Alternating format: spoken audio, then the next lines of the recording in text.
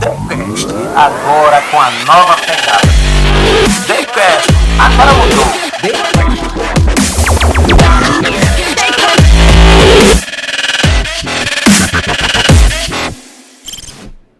Mais um TheCast no ar. Iniciando agora, bem-vindo você que nos acompanha, e nesse episódio nós traremos temas cada vez mais assim relevantes para nossa audiência.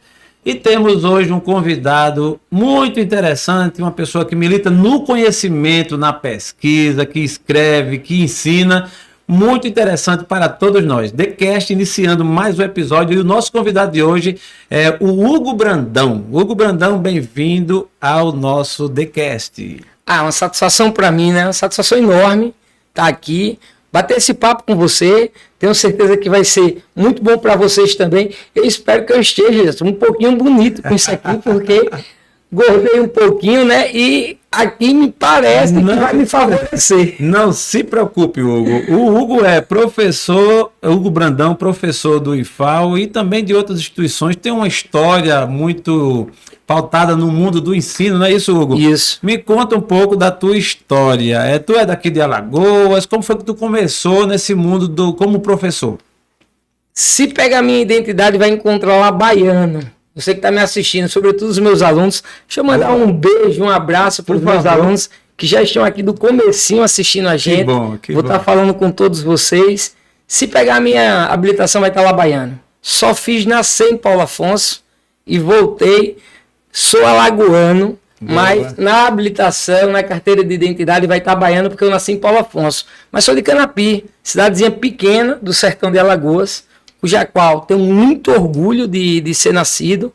Sou sertanejo, né, menino do sertão, e um sertanejo que conseguiu concluir um doutorado. Para mim é muito orgulho para minha cidade. Sim. Falo de Canapi com muito orgulho onde estou, mas cresci em Maceió. Eu vim com cerca de 5 anos para Maceió e cresci aqui em Maceió. Cresci na Pajuçara. Então, assim, Maceió é minha casa, né? A cidade que eu escolhi para viver. Essa cidade linda, maravilhosa. Mas meu pezinho tá lá no sertão, lá em Canapi, lá onde a turma derruba boi. Meus parentes são todos vaqueiros, né, de vaquejada. Eu ando num cavalinho ainda, mas se botar uma vaquinha para me derrubar, é mais fácil ela me derrubar. Do que você derrubar ela. É muito interessante. O Hugo Brandão, ele tem se destacado como professor e com um tema que eu particularmente tenho muito interesse em aprender. O bate-papo hoje vai ser muito legal, viu, Hugo? Além da sua história, um pouco da sua história, né, de vida, na condução de professor, inclusive com a sua audiência, com os alunos também, as quais eu dou bem-vindo ao nosso TheCast.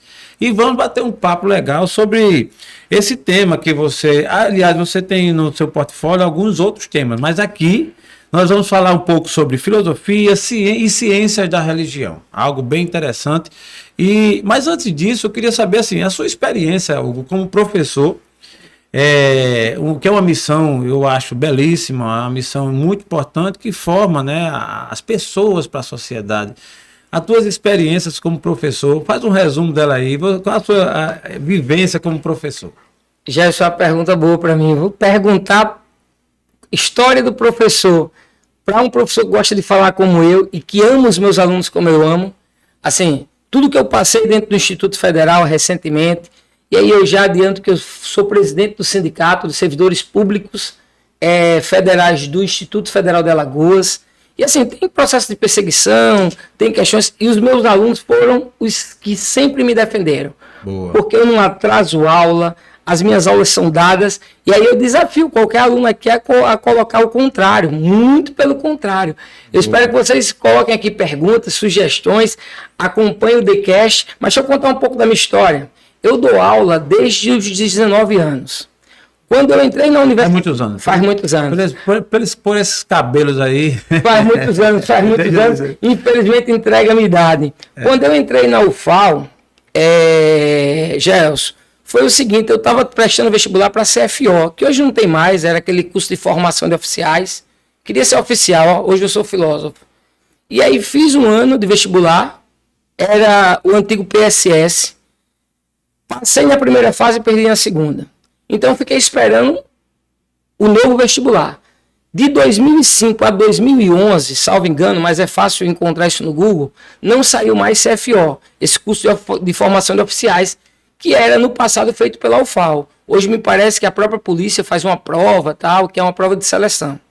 Então eu não tive a oportunidade mais de fazer CFO. E aí o meu pai faleceu. Quando eu tinha 3 anos, eu tinha pensão, e quem estivesse na universidade, a pensão ficava até 24 anos. Eu já estava ali perto, eu digo, vou fazer um curso para continuar recebendo a pensão, e fiz filosofia por fazer, porque assim eu sempre gostei de ler, sempre fiquei curioso com relação aos filósofos, e entrei no curso de filosofia. Uma vez no curso de filosofia, eu me apaixonei. Me apaixonei porque é pensar fora da caixinha. E nesse ano foi o ano que teve o decreto do governo obrigando sociologia e filosofia nas escolas. Boa. E nós estamos passando um risco agora, um perigo, né? Porque querem tirar filosofia e sociologia, Gelson, isso é muito perigoso, da grade curricular dos nossos estudantes. Por quê? Porque não querem que eles pensem. A verdade é essa. Filosofia e sociologia faz os alunos terem a capacidade... Provoca o pensamento. Provoca o pensamento crítico. E então me apaixonei pela docência, aí não tinha profissional. Voltando um pouquinho, teve o decreto, cadê os professores que não tinha? Na época, se você vai ali para a década de 80, 70, quem dava aula de filosofia eram padres. E geralmente era uma filosofia confessional, ali uma filosofia de Agostinho, de Tomás de Aquino, que são filósofos que são, pela Igreja Católica, considerados santos. Santo Agostinho, São Tomás de Aquino, e olhe lá. Essas disciplinas foram tiradas da grade curricular na ditadura militar e foi botado moral cívica, cidadania, e com o governo do PT ela voltou. Acho que foi o Lula em 2009, salvo engano foi o decreto. Mas enfim, resumindo essa história, não tinha professor no mercado de filosofia, eu estava no primeiro ano de faculdade e abri uma seleção no governo do estado que era para bolsistas. A gente era menos do que monitor, que hoje tem os monitores, a gente era bolsista. E aí eu comecei a dar aula. E aí a história, já de filosofia. Já de filosofia. E aí a história, filosofia e sociologia, que geralmente faz essa dobradinha, sabe? Ela é equivocada. Eu espero que os colégios não o façam. Na rede federal a gente já não faz, porque professor de filosofia é de filosofia, professor de sociologia é de sociologia. Mas como bolsista naquela época, agora passa a ser uma história engraçada, eu fui trabalhar nas escolas que eu estudava. Imagina você acabar um 3º ano, eu morava na Pajuçara, trabalhei nos 3 colégios que eu estudei. Benício Dantas, Benedito de Moraes e Campos Teixeira. Então, quem era meu amigo, no ano passado, virou meu aluno. Boa. Para mim, assim, foi uma sensação indescritível. Eu não conseguiria descrever para você. Antes disso aí, tu pensou em ser outra atividade? Oficial, eu não queria ser oficial. Sim, porque oficial. naquela época, você fazia 3 anos de formação de oficial, era aspirante, Sim. Acabava já tenente. Era o sonho da minha vida, até começar a dar aula. Me apaixonei pela filosofia. Você tinha um outro sonho, mas não sabia que tinha. Não sabia que tinha. Me apaixonei por dar aula. E assim, engraçado que eu dei aula para os meus próprios amigos. E era difícil enfrentar. Porque sempre fui muito gaiato, brincalhão. Aí imagina chegar como professor com 19 anos. Foi difícil. Mas assim, como é que eu consegui manter ordem em sala, dar aula e conseguir o sucesso na minha profissão? Porque... Deixa eu abrir um parênteses. E para você que me escuta, eu digo o seguinte: quando a gente identifica alguém que é amostrado, sabe, Gelson, é quando aquele cara quer ser bom em tudo. As pessoas você provavelmente deve conhecer, que quer ser bom em tudo, que dá pitaco em tudo. Muito pelo contrário. Eu sou ruim em quase tudo que eu faço. Mas você que está me ouvindo, não deixe de valorizar o que você é bom. Se é um dom que Deus te deu, não deixe de valorizar. Eu sou muito bom professor. Eu sou ruim em quase tudo que faço. Eu acho que o amostrado é aquele que quer ser bom em tudo. Mas como professor, eu não só me realizei por paixão, como me realizei por dom. Então você provavelmente deve ter um dom que Deus deu, ou um dom que você construiu, ou você treinou muito e é bom no que faz. E não deixe que ninguém diga o contrário. Alguém que queira ser professor e que esteja começando hoje, o primeiro dia de aula, que conselho você daria? 2 coisas. O professor tem que manter a ordem em sala. Primeira coisa, o professor que não mantém a ordem em sala, aí contando um pouco da minha história, eu comecei no colégio privado, na rede privada. E a segunda coisa? Na rede do Estado e no privado. A segunda coisa, domínio de conteúdo. Boa. Então, ordem na sala e domínio de conteúdo. Gravem bem isso. Você pode ter até o QI de quem indica, Mas se você não tem a capacidade de se manter no emprego, se você não tem domínio Morreu do na conteúdo, praia, morreu na praia. os alunos percebem. Ainda verdade. mais no mundo tecnológico de hoje. Você vai no YouTube, você tem aulas lá, você tem acesso. O celular virou um HD externo. Ele tem acesso ao Google a tudo. O professor hoje ele tem que entender que ele é uma mera ferramenta. Ele é uma ferramenta. Aquele professor que acha que ensina, ele está perdendo espaço para os professores que entendem que só são uma ferramenta. O que é que eu quero dizer com isso? O professor serve para facilitar o entendimento do aluno. Boa. Uma aula serve para que quando o aluno for estudar, porque estudar não é sentar numa cadeirinha e ficar vendo o professor falar. Jamais. Isso não é estudar, isso é aula, assistir aula. Então, para que aula? Porque quando você for ler, vai facilitar o seu estudo. Ou, o que eu defendo, o modelo de sala de aula invertida. Escrevi um livro sobre isso, depois eu falo um pouquinho dos meus livros. Eu tenho interesse. Daqui a pouco a gente vai falar um pouquinho sobre esse trabalho que ele também faz aí de escrever livros. Inclusive, eu tenho curiosidade para ouvir falar sobre um deles aí, o mais recente. Que é o ensino híbrido. Eu trabalho no modelo de sala de aula invertida. Na sala de aula invertida, ele estuda antes e ele vem para a sala de aula presencial fazer o quê? Para a gente fazer debate, aprofundar conhecimento. Lá em Satuba mesmo, voltei a trabalhar presencialmente. A gente está vencendo essa pandemia, está controlando pelo menos. E assim, é aula jogando basquete, é aula embaixo de uma árvore, é fazer um círculo de discutir, aprofundar conteúdo. Esse modelo você despertou e passou a exercê-lo agora na pandemia ou já antes você já pensava nisso? A pandemia acelerou. Acelerou. No livro, eu faço questão de separar bem o que é EAD, que é um modelo de ensino, Certo. tem que ser respeitado. Eu tinha muito preconceito com EAD. Ensino remoto, que é outro modelo, que esse é uma EAD, uma gambiarra de EAD. Foi feita para os alunos não ficarem sem ter o que fazer na pandemia. E a maioria dos alunos não aprendem Qual a nada. diferença de ensino remoto para EAD? EAD é um modelo pensado, estruturado para o ensino à distância. E por que a importância? Porque a EAD, ela... E o ensino remoto? O ensino remoto, ele é a principal diferença. Ele é temporário. Foi uma pandemia, nós usamos o ensino remoto. Tá. Ele não é um modelo pensado, estruturado, não teve grupos de estudo, pedagogos, professores que projetaram esse modelo. Perfeito. O ensino o EAD ele tem uma base mais sólida. mais sólida. O ensino remoto ele foi para aquela ocasião. Para aquela ocasião, aquela gambiarra de EAD. Já o ensino híbrido, usado no mundo todo, e penso eu que seja o futuro, porque os meninos hoje, imagina, a escola foi ali, vamos botar a escola ali para o século XV e XVI, o início da escola, de Sim. forma bem bruta, Sim. para que as pessoas que estão dialogando com a gente entendam. Perfeito. Aí ela foi pensada no século XVIII ali pelos iluministas. O professor é do século XX, o aluno é do século XXI.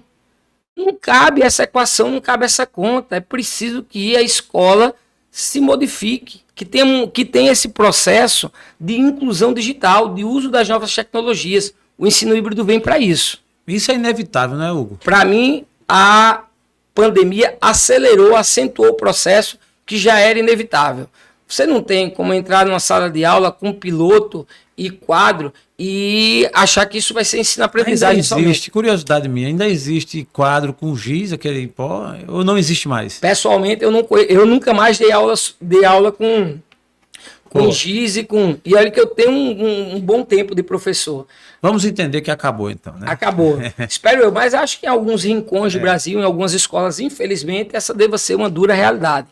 Voltando lá para o meu início de carreira, entrei como bolsista para trabalhar no ensino médio, porque não tinha professor de filosofia, havia uma carência no mercado. Rapidamente fui absorvido pelo ensino privado. E assim, eu tive uma carreira um pouco meteórica. Eu explico. Porque naquela época estava explodindo os cursinhos. E aí eu tive a sorte de pegar um momento exato que foi criado o Enem.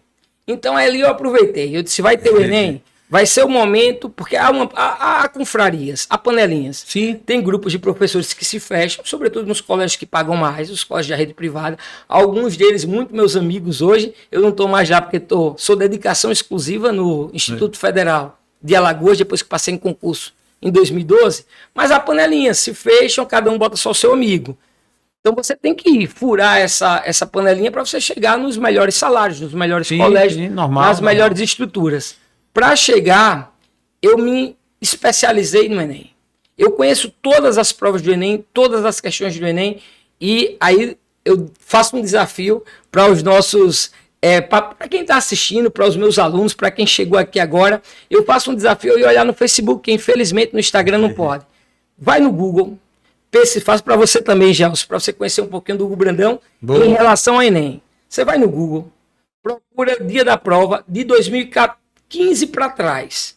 Por que não para frente? Porque eu fiz mestrado e doutorado. Então, eu me afastei para fazer mestrado e doutorado e tive que trazer o meu diploma para a instituição federal, porque eu fui pago pela sociedade brasileira para qualificação e trazer pesquisa e extensão para os meus alunos. Mas de 2015 para trás, que era quando eu estava dando aula, você vai no Google e pesquisa o dia da prova do Enem. Vamos supor que o dia da prova do Enem foi 8 de outubro. Aí você vai lá no meu Facebook, é Hugo Brandão, facinho de achar, e vai no dia 8 de outubro de 2015 e veja o que os meus alunos escrevem de mim sobre a prova do Enem. Aí faço um segundo desafio para você, Gelson. Você pesquisa qual é o professor mais bem pago do nosso estado, quem é que tem a melhor isolada, vai no dele e faça a comparação. Então, quando você for bom numa coisa, saiba que você é bom e não deixe ninguém dizer o contrário. Ô, Hugo, aí o cara que vai dar aula no ensino do cursinho, você falou do cursinho, eu lembrei. A diferença de dar aula no cursinho para dar aula numa instituição formalizada, isso é muito grande? Eu tive diversos problemas quando eu entrei no IFAL, porque as pessoas, os mais antigos, tiveram uma certa dificuldade de entender que nós precisávamos também preparar os nossos alunos para o Enem. Porque na escola, no IFAL, a gente tem um ensino integrado. É o ensino médio, onde ele tem o ensino técnico e o ensino médio comum. Certo. Ele já sai com a profissão. Então, para alguns professores, sobretudo os mais antigos, não são todos, eu preciso deixar isso frisado, para alguns, o aluno que vai lá, ele vai para ser técnico e ponto. Eu cheguei com uma concepção diferente.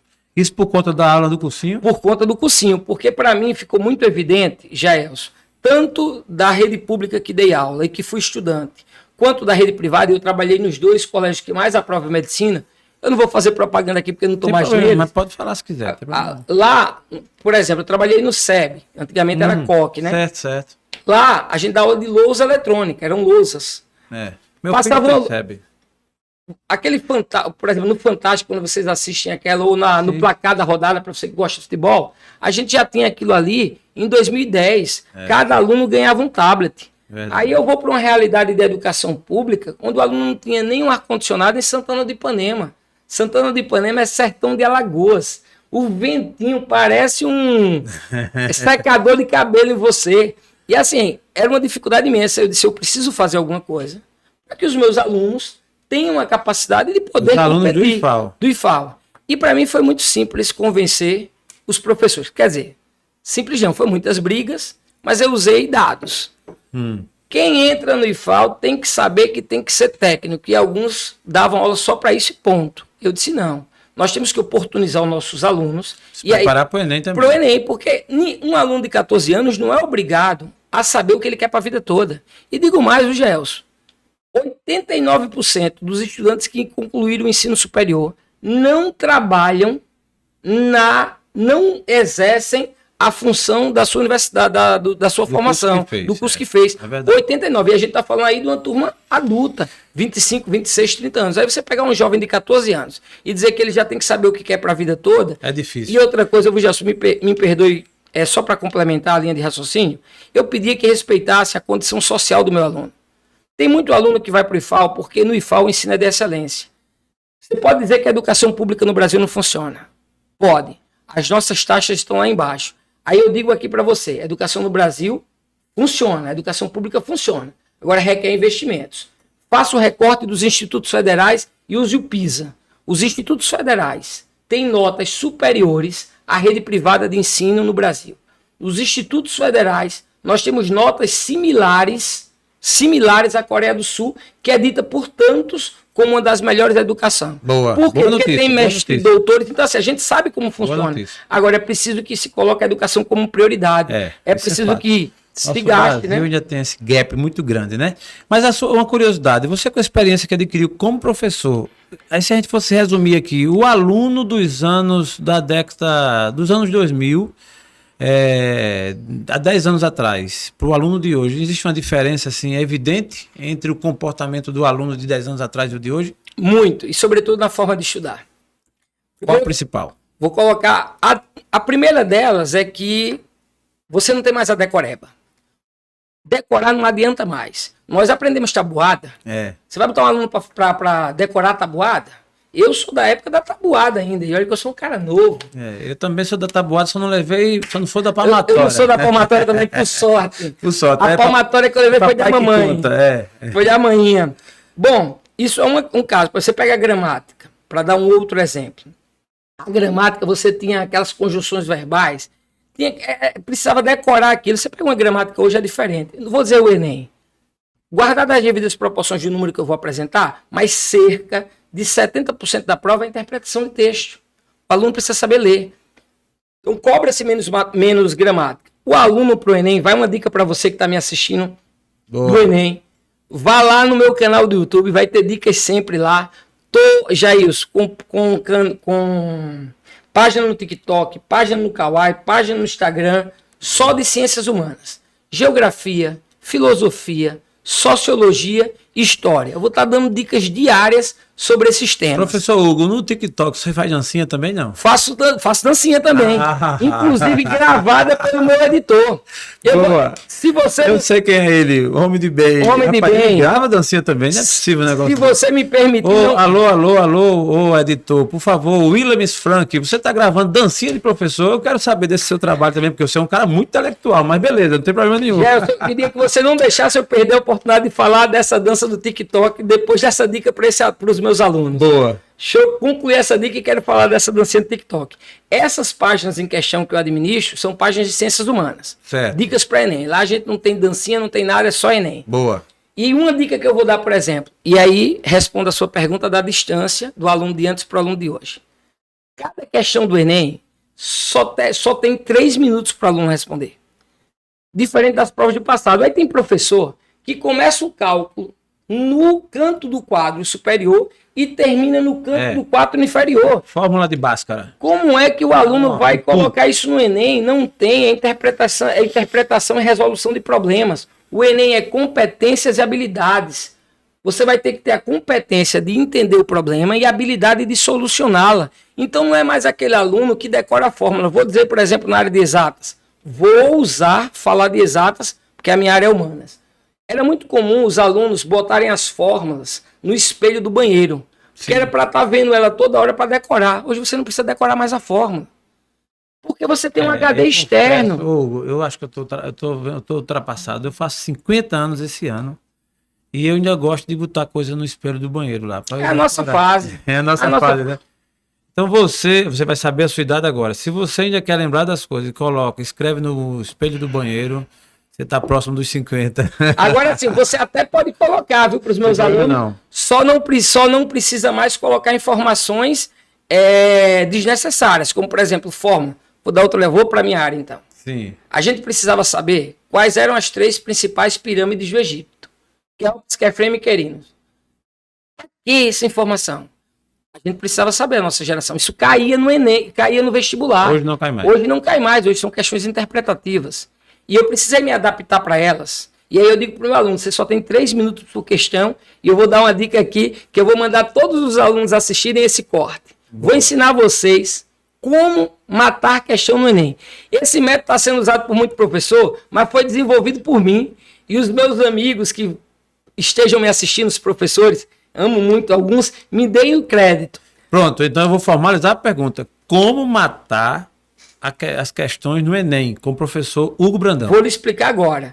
A questão vem com um texto e vem um comando, que eu chamei de comando. Ninguém chamava de comando. Ela vem um texto, geralmente vem uma imagem, pode vir uma música, pode vir um texto mesmo.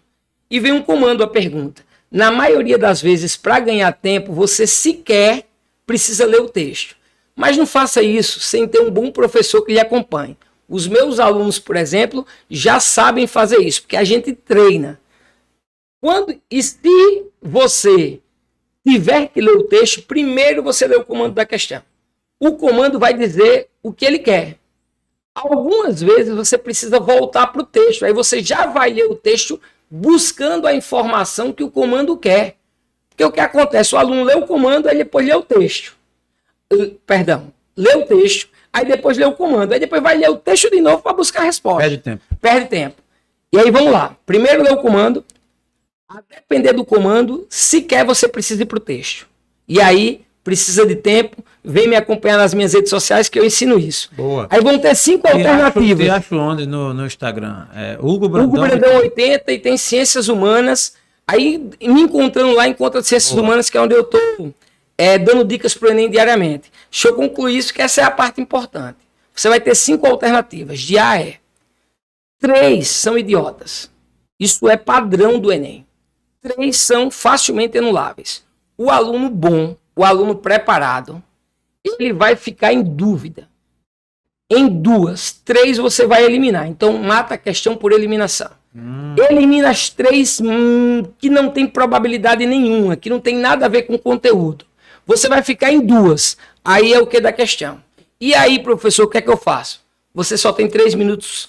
Você não tem tempo de filosofar na prova do Enem. Você vai seguir o que o professor Hugo está dizendo. Você vai marcar a mais provável e vai correr para o abraço para responder as outras questões. E vai torcer que seja mais provável. Muito provavelmente, se você está vendo as minhas dicas, se estuda comigo, a tendência que você acerte a mais provável é muito forte, porque a gente trabalha com 2 tipos de informação. A informação geral e a informação específica. A específica era aquela de decoreba. Para os meus alunos, eu trabalho mais as informações gerais. O que é que ele vai fazer? Ele identificou que a questão é da Idade Média, por exemplo. Eu lhe dei 4 características da Idade Média, que são informações gerais. Das 5 alternativas, o que não tiver a ver com essas com as informações gerais, você já corta. Tem 2. Qual é a mais provável? Que se encaixa com as minhas informações gerais que o professor Hugo passou. Marca o X e corre para o abraço, porque você não tem tempo de filosofar. Aí me permita, Jailson, contar só uma historinha. Sentamos eu e o professor Flávio Veiga, professor de História do Instituto Federal, hoje doutorando. Boa. Com a prova do Enem, para toda a prova do Enem, eu faço questão de corrigir com a maior atenção para ter autoridade para falar para os meus alunos. Eu não estou aqui brincando, eu estou falando com a autoridade de quem conhece o Enem desde o dia do seu nascimento. Nós paramos para resolver a prova. Vou lhe dizer, nós discutíamos qual questão marcar. E eu não tenho vergonha de falar isso, não. Eu trabalho com humanas há quase 20 anos. Manhã, tarde e noite. E ainda assim, nós tínhamos dúvida. Então, você que é jovem, você vai ficar na dúvida também. Mas não se desespera. Marca a mais provável e corre para o abraço. Cerca de 50% dos estudantes perdem só porque vão ficar nervosos, né? Então, vai outra dica. Mantenha calma. Só vai ficar na dúvida quem estudou. Quem não estudou não sabe nem o que fazer ou vai ter certeza na que vai marcar. Nem quem é da área, e aí Flávio Veiga vai estar me assistindo, professor de História, doutorando, resolvendo comigo, nós tínhamos dúvida. Dúvida é normal, não se desespere. Lembre das informações gerais que você vai pegar lá no meu canal, marque a mais provável e confie, porque você vai estar anos-luz à frente do teu concorrente. Essa é a dica que eu quero deixar para os meus alunos muito bom. Que vierem. Professor Hugo, para o Enem, já que você tocou no Enem, eu acho que é um assunto relevante, de muita relevância. A probabilidade, a comparação entre quem é do ensino privado e do ensino público para ser aprovado no Enem, em matérias assim de prospecção percentual, mais pessoas do ensino privado, menos do ensino público, mas muito mais ou muito menos? É um absurdo a diferença. Agora lembra, depende do que você entende como escola pública. Por exemplo, os institutos federais têm nota superior no Enem do que as escolas privadas. Aqui, por exemplo, no Enem de Alagoas, se você pegar hoje o ranking, você vai ter o IFAL Maceió, Campus Maceió, o IFAL Campus Palmeira dos Índios, sempre disputando com os colégios mais caros. Entendi. E é educação pública. E com um detalhe, um agravante, inclusive é uma denúncia, que eu não vou dizer nome, claro, logicamente, vou me precaver, mas eu trabalhei muito tempo lá. Nas escolas privadas, já sabe o que é que acontece? A gente tem 5 turmas de terceiros anos. 4, turma A, turma B, turma C, turma D. E a turma especial. Essa turma especial é a turma que é preparada de fato para o Enem. As outras a gente dá nota. Essa turma vai para um CNPJ, as outras vão para outro. Aí você vai para um colégio que vai só com 40 alunos para fazer o Enem. No IFAL Maceió, eles vão com 500, 600 e ainda assim fica entre os 5 primeiros. Para você ver o ensino de excelência que é feito no Instituto Federal. E eu faço questão como professor de lá de dizer, para o aluno do ensino privado e o aluno do ensino público, só para adiantar também, porque tem gente que pode estar assistindo da rede estadual, é possível correr atrás? É. Por quê? O ensino é um pouco diferente, os profissionais podem ser diferentes, mas eu não gosto muito da ideia. Primeiro que eu não gosto da ideia de meritocracia, não vou desenvolver esse assunto aqui, porque eu estou gostando desse assunto bacana. Boa. Mas eu quero dizer que a força de vontade faz muita diferença. Fez para mim e vai fazer para você também. Então não coloque somente a culpa na escola ou nos professores, porque hoje nós temos diversas ferramentas para superar obstáculos. O professor de biologia não é bom? Vai para o YouTube, tenta estudar, tem diversos materiais na internet, você pode acessar, tem cursinho popular na UFAL, tem professores como eu que tem iniciativas de dar dicas de graça. Agora sim, a turma só quer assistir Netflix e depois quer ficar culpando a escola, aí fica difícil. Mas acima eu acho que tem a ver até com a pergunta que eu ia fazer. Para passar no Enem, quanto mais pobre, mais difícil? Sim. Primeiro, porque quando a gente fala da condição social do aluno, a gente está falando de uma condição precária. No meu livro do ensino híbrido, por exemplo, eu faço duras críticas ao ensino híbrido no Brasil, embora eu ache que vai ser uma realidade, porque 50% dos domicílios do interior de Alagoas não tem internet. Só para começar. 50%. As minhas pesquisas indicaram que a maior parte das famílias brasileiras vivem entre 7 a 8 pessoas em um único cômodo. Como é que se estuda em um único cômodo? Como é que nós queremos fazer educação de qualidade, a criança tendo que estudar em um único cômodo, com um monte de gente? E aí vou lhe dizer mais. Me perdoe, posso pegar o seu celular? Por favor. Tem criança que fica esperando o pai chegar do trabalho para poder estudar do celular. No Brasil, na época da pandemia, nós estávamos fazendo educação por celular. Me diga se isso é uma tela de aprender, de assistir aula. Não. E tem professor também, aí eu quero chamar a culpa para professor, que fica 2 horas falando para o aluno ter que ficar sentado olhando para um celular desse tamanho. É o ensino remoto que não funcionou. Já o filho do rico tem acesso. Aí tá todas as minhas pesquisas no meu livro, eu trago com detalhe. Pego a pesquisa, as pesquisas do TIC Domicílios, peguei a de 2018 e a de 2019, não peguei a de 2020 porque não tinha dado tempo. Aí lá eu detalho. Os filhos mais... A classe média, por exemplo, tem acesso a notebook. O nosso aluno não tem. A internet. Todo mundo tem acesso à internet agora, disse o nosso ministro da Economia. A pergunta é, que tipo de internet eles tinham acesso? A internet não dá nem para assistir vídeo do YouTube, porque eles perdem o pacote de dados é pequeno. Então, assim, há uma diferença? Não, há um abismo de diferença. Mas a força de vontade ainda pode ser a nossa grande ferramenta para os alunos que hoje estão numa condição menos favorecidas, e aí tem muitas histórias aí de pessoas que foram vitoriosas. Eu, por exemplo, sou estudante da rede pública, a minha vida toda fui estudante da rede pública, e posso dizer que nesse caso eu venci, e eu acho que é muito possível. Agora requer muito mais sacrifício do que quem teve tudo de mão beijada. Muito mais esforço. Professor Hugo Brandão, satisfação estar com você aqui. O TheCast está muito contente, estamos crescendo em conhecimento e aproveitamos para pedir a você para se inscrever no canal. Vai lá no TheCast Podcast e se inscreve no canal. Dá o seu like, faz seus comentários. E o episódio de hoje tem uma pegada muito legal, inclusive para você aluno, né? Para você que está estudando, para você que quer aprender, que na verdade hoje em dia praticamente todos nós somos alunos, devemos ter a vida toda, né? Porque o estudo não para e tal. Mas professor, você é uma pessoa de muito conteúdo, realmente se a gente fosse fazer aqui uma abertura na temática, a gente vai dividir aqui esse episódio em vários outros, mas eu gostaria de aproveitar a sua presença aqui para falar um pouco do seu lado, do seu doutorado, né, daquilo que você pesquisou, das suas pesquisas, e um pouco de filosofia, por exemplo. Eu sou um cara curioso da filosofia, muito curioso. pouco entendo, mas tenho uma curiosidade, porque eu acho que ela pauta muito bem a história da humanidade, né? Vai passando de gerações, vai trazendo a história. Nesse contexto do tema filosofia, qual o auge, qual o apogeu dessa temática para o professor? Assim, em que momento você se encontrou como um estudioso da filosofia e o que ela representa para nós? Filosofia foi uma paixão, como eu já lhe coloquei, e aí eu me especializei na filosofia da religião. E me especializei em um filósofo, que é um filósofo pop, acho que é um dos filósofos mais lidos do mundo. Eu tenho, inclusive, ele tatuado aqui, não sei se dá pra ver. Eu ia perguntar. Friedrich Nietzsche. Eu li Assim Falou Zaratustra e me apaixonei. Minto, eu li um filósofo chamado Schopenhauer. Schopenhauer é um filósofo considerado mais... Nietzsche é o que fala do estresse, que ele tem faz menção ao... Ele é porque assim, usam Nietzsche para tudo. Para tudo, Usam Nietzsche para tudo. Eu, por exemplo, tenho um TDAH. Se você está me vendo balançando aqui, é porque eu sou hiperativo. Não, o nosso produtor aqui, o Tom, desde quando começou, ele queria colar super bom. Né? Colar a cadeira. Não, pai, deixa ele se mexer aí, que faz parte do jogo. Ô, Tom, me perdoe. É imperativo, uma pessoa imperativa é assim. O Nietzsche, a frase que eu trabalhei do Nietzsche foi a morte de Deus. O Nietzsche sentencia, Deus está morto. Eu faço uma pesquisa de mestrado sobre isso e discuto com Nietzsche. Eu acho que o Nietzsche errou. Acho que errou Nietzsche, acho que errou Marx e acho que errou Freud. Todos eles sentenciaram o fim da religião.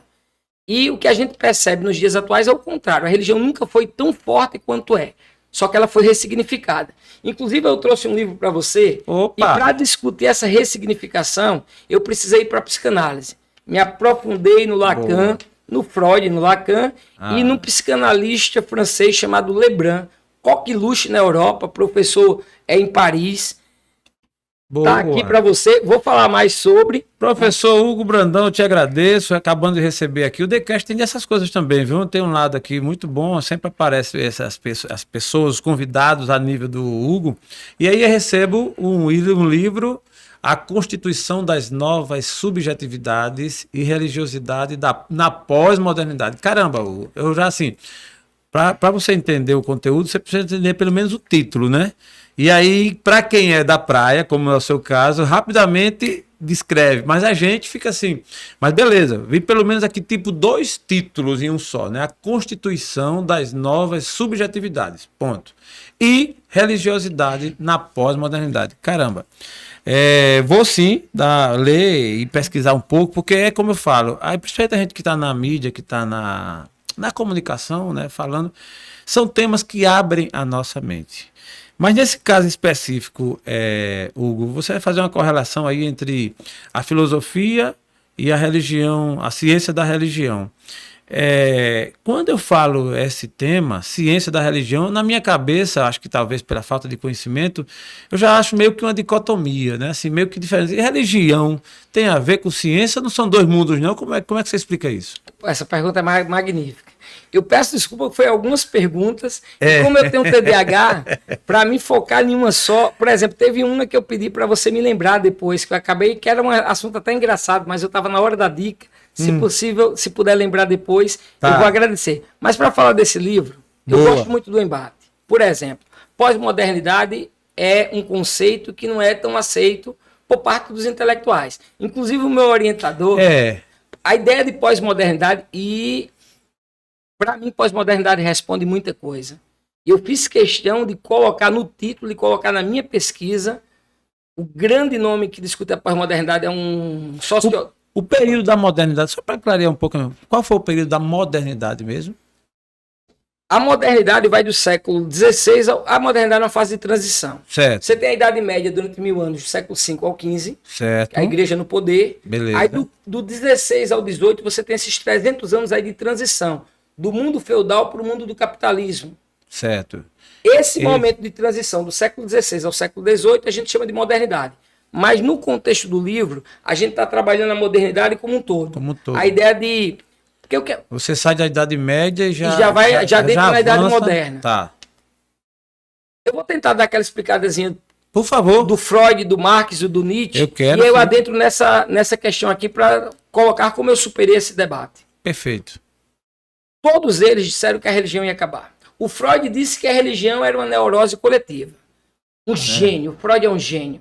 O Marx, por exemplo, disse que a religião é o ópio do povo. Outro gênio. Você pode não ser socialista, não ser comunista como eu, Mas leiam Marx. Marx é outro gênio.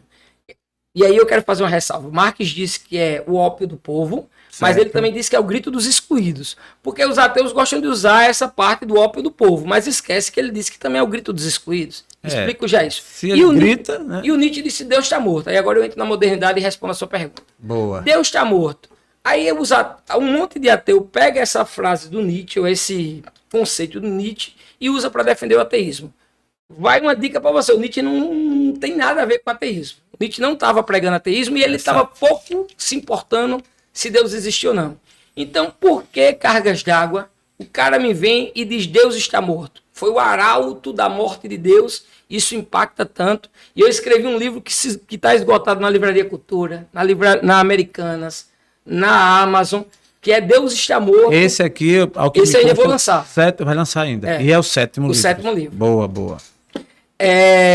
Inclusive o segundo livro a gente está lançando a segunda versão com a editora Filos. Todos os meus livros foi para com a editora Filos. Deixa eu colocar aqui atrás a editora Filos. Boa. Esse aqui tem a parceria do Sintetifal também, que custeou essa edição.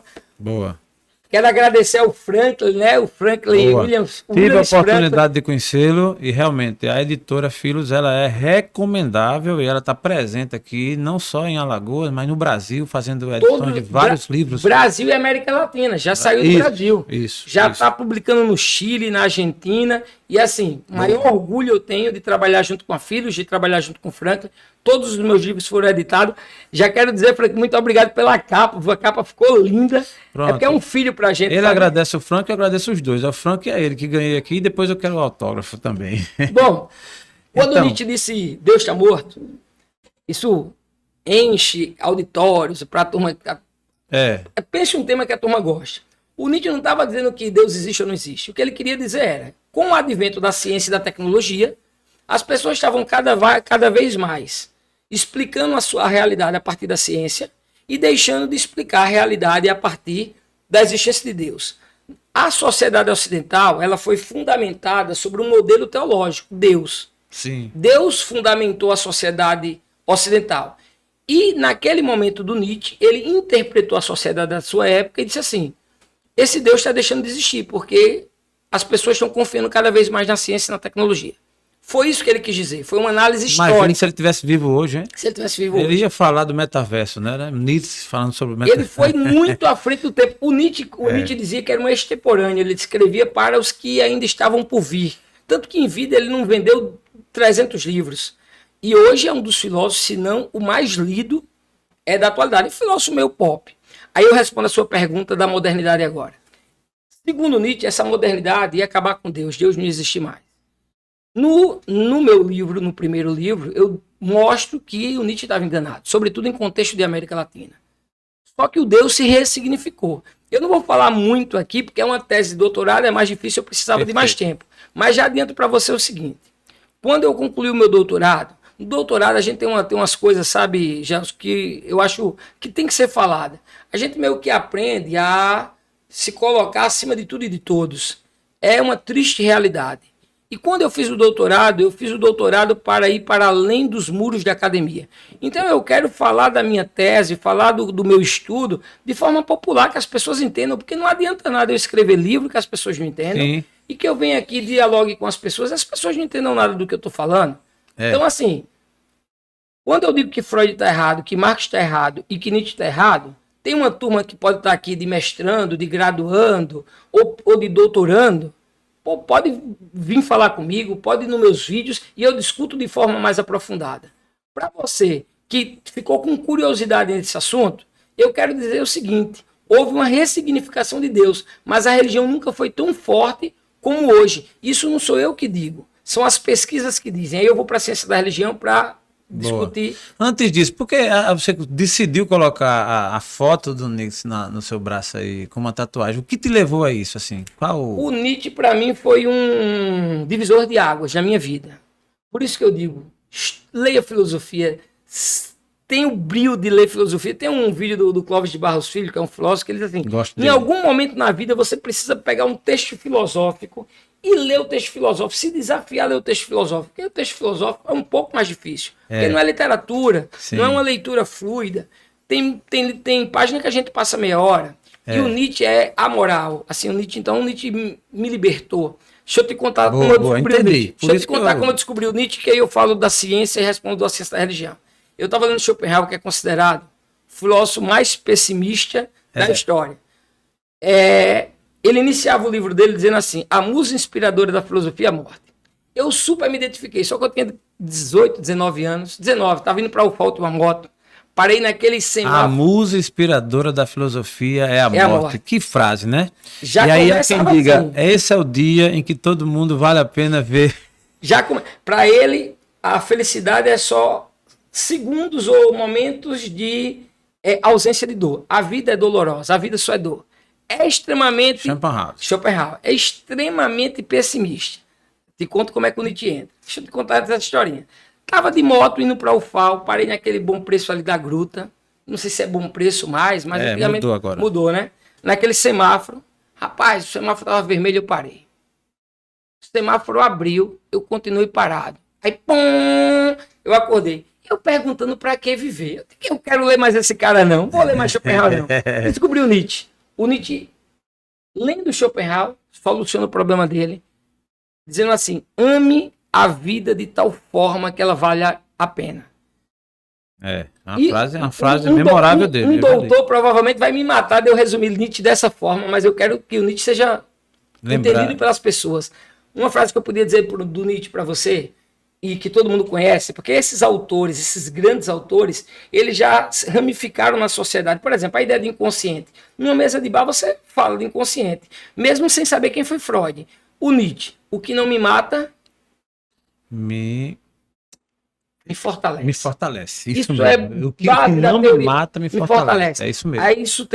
Aí tem alguns conceitos de força de potência, amor fati. Então o Nietzsche ama a vida. Qual é a forma de superar o sofrimento? O Nietzsche amando a vida, seja como a vida se apresenta. Tem um livro dele chamado Nietzsche para Estressados? Tem. Aí tem autor que pega Nietzsche para estressado, Nietzsche para TDAH, Nietzsche para não sei o quê. É isso mesmo. Eu aconselho quem queira ler o Nietzsche, comece por Assim Falou Zaratustra, que eu acho que é o livro primeiro para começar ele, mas tem vários livros bons de Nietzsche.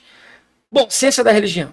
Deixa eu ir para ela agora. O Nietzsche me ajudou muito, e aí eu quis discutir essa questão da morte de Deus. Lembrando, é uma análise histórica, não estou discutindo se Deus existe ou não. Eu, pessoalmente, sou cristão, tenho orgulho de dizer que sou cristão, mas eu não sei o que você que está me ouvindo ou você entende por cristianismo. Eu sei o que para mim é. Sim. E é muito diferente do que é o praticado na maioria das igrejas. Então, como é que eu cheguei em ciência da religião e como é que eu levei a filosofia para a ciência da religião? Eu passei no mestrado em ciência da religião, passei com a tese, com a dissertação para estudar Nietzsche. Eu sempre quis estudar Nietzsche. E eu digo, cara, se vão deixar eu escrever sobre Nietzsche, ótimo. Achei que era teologia. Tinha um preconceito danado. Fui estudar sobre. Hoje já tem 5 federais e tá para abrir mais. Na de Juiz de Fora, os caras têm até doutorado, conceito 7 pela CAPES. A gente tem aqui na Paraíba e tem em Sergipe já. Na UFAL nós estamos com um projeto para abrir um curso, porque está muito difícil de abrir porque não tem verba, não pode contratar professor. O que é que tem a ver ciência com religião? São água e óleo, não se mistura. É a grande pergunta. Religião e ciência. O que é que tem a ver para o professor Hugo Brandão? E aí a pergunta vai. Normalmente, a gente escuta pelo senso comum as pessoas dizerem, olha, não se discute política, nem se discute religião. Não se discute, e não só se discute, como se estuda. E aí ele explica. O que é que o cientista da religião estuda? Ele estuda o fenômeno religioso. Por exemplo, o historiador quer entender o papel da religião na sociedade. Ou nós negaremos aqui o papel que teve, por exemplo, a comunidade evangélica, a qual eu tenho muito respeito, nas eleições passadas. Ou nós não vamos levar em consideração o papel da Igreja Católica na colonização do Brasil. Quem é que estuda isso? O historiador. Nós entendemos que a religião é um objeto de estudo, o fenômeno. Nós não estamos preocupados em discutir Deus ou não. Não entra o fator espiritualidade. Vou lhe dar outra... Entra fatos. Fenômeno. Por exemplo, tem um transe aqui. Ali tem uma explicação científica. Nada contra quem tem a explicação de fé.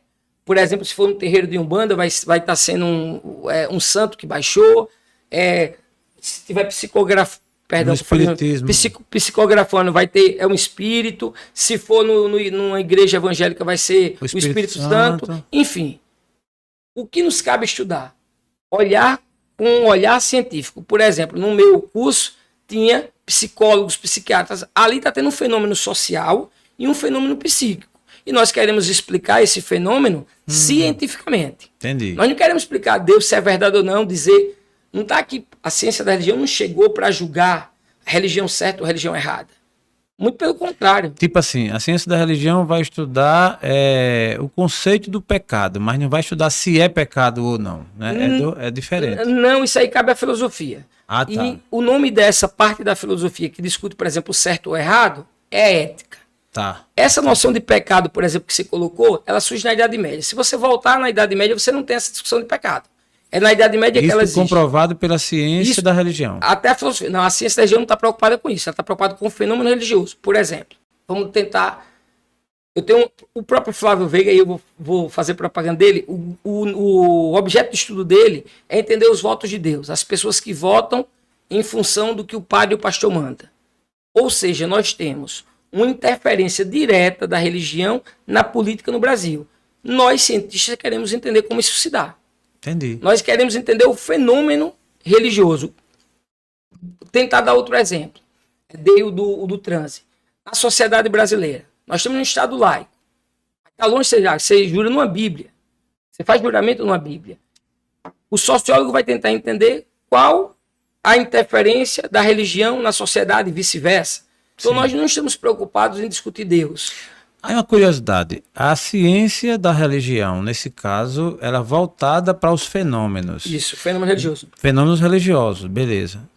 Nesse caso do pecado, que é um tema que eu achei interessante. Boa. Como você falou, em uma determinada época ou fase, o pecado não era considerado. E passou a ser em outra. Nesse caso, esse estudo de identificação da fase que era e da fase que não era e que passou a ser, a ciência da religião, ela se inclina a estudar? Pode. Até então, antes da existência da ciência da religião, isso quem provavelmente ia responder era a história. A história. Ou a filosofia. Por exemplo, se você vai para um curso de ética que eu ministre, você vai ver qual era a discussão de bem e mal, de certo ou errado entre os gregos, depois como fica durante toda a Idade Média, depois como passa a ser na Idade Moderna e como é hoje. Se você pegar a própria ideia de diabo, até artisticamente pensando em estética, como ele mudou ao longo do tempo, agora você vai para o carnaval, tá todo mundo com um diabinho, tem uma menina de diabinho, virou caricato. Então isso é possível ser estudado por outras áreas? Então por que a ciência da religião? Porque nós isolamos um objeto de estudo. Nós temos o sujeito, que é aquele que conhece, e o objeto, que é o que vai ser conhecido. Em dado momento, diversas ciências, por isso que não é ciência da religião, é ciências da religião. Diversas ciências entendi. que querem entender o fenômeno religioso. Então a gente não está aqui para dizer quem está certo ou quem está errado. Vou dar uma frase e você vai me entender. Se eu quero conhecer um povo, a principal coisa que eu tenho que estudar é a religião desse povo. Ela é a maior, a religião é a maior expressão cultural de um povo. Como é que você entende um povo sem entender a religiosidade dele? Como é que você vai entender a cultura indígena sem entender a religiosidade dele? Como é que você vai entender, as pessoas vão entender como nós vivíamos e nos vestíamos sem entender a religião? Por que nós nos vestimos tal como nos vestimos? Isso é religioso. E em dado momento a gente achou que não era importante estudar a religião. Agora não. A academia compreendeu, com muito debate e dificuldade, porque para alguns ciência e religião não tem nada a ver, porque é como se nós quiséssemos fazer teologia, provar Deus ou discutir Deus. Eu não perguntei inicialmente. Mas foi muito boa a pergunta. A pergunta foi de forma provocativa, de fato, mas eu particularmente sei que o conhecimento anda juntos. Então, o conhecimento da ciência, o conhecimento da religião, você pode sim fazer uma correlação, desde que faça sentido. Né? Hoje no Brasil, no caso, historiador e pesquisador das religiões, o famoso é o Leandro Carnal, o trabalho dele você entende. É mais o Pondé, o Felipe Pondé. É mais o Felipe Pondé. Agora ele é menos do que o Teixeira, por exemplo, Faustino Teixeira, que é o grande nome, assim, eu vou dizer, o Papa no Brasil atualmente. O Pondé estuda com ele, salvo engano, foi orientando dele. A pessoal do Juiz de Fora, porque O Karnal se destaca muito. Karnal né? também, mas o Pondé é mais de ciência da religião. Ele tem mais textos sobre ciência da religião. Entendi. E aí, repito, você não vai pegar um texto de Pondé falando Jesus e tal. No meu canal, por exemplo, só aproveitando e fazendo mexer, eu tenho um vídeo explicando hinduísmo, eu tenho um vídeo falando sobre Chico Xavier, eu tenho um vídeo lindo falando sobre Chico Xavier, uma figura que eu respeito muito. Eu tenho um vídeo falando sobre a diferença de candomblé e umbanda. Eu sou um cientista da religião, significa dizer que eu estudo o fenômeno religioso. Eu vou para o dia de Iemanjá que tem aqui, vou fotografar. Eu não acredito nos orixás, mas tenho o maior respeito pela crença de quem acredita. O que não dá é para a gente achar que as religiões não eram para ser estudadas de forma isolada, que as ciências não colocassem a religião no patamar que ela tem que ser colocada, de influência na vida do indivíduo. Repito, é a maior expressão cultural de um povo. Como é que você entende um povo? Estuda a religião dele. Estuda a religião desse povo que você vai... Há uma probabilidade de quem pesquisa muito, vai muito para a ciência em si, a coisa mais comprovada cientificamente, e ele diminua o seu apreço, a sua valorização à religião. Muito. Agora, há uma diferença em o que é religião e religiosidade. Isso é muito importante para debater com todo mundo, inclusive quem critica a religião. Tem palestras minhas discutindo com ateu que eu adoro, assim, quem puder, escuta lá.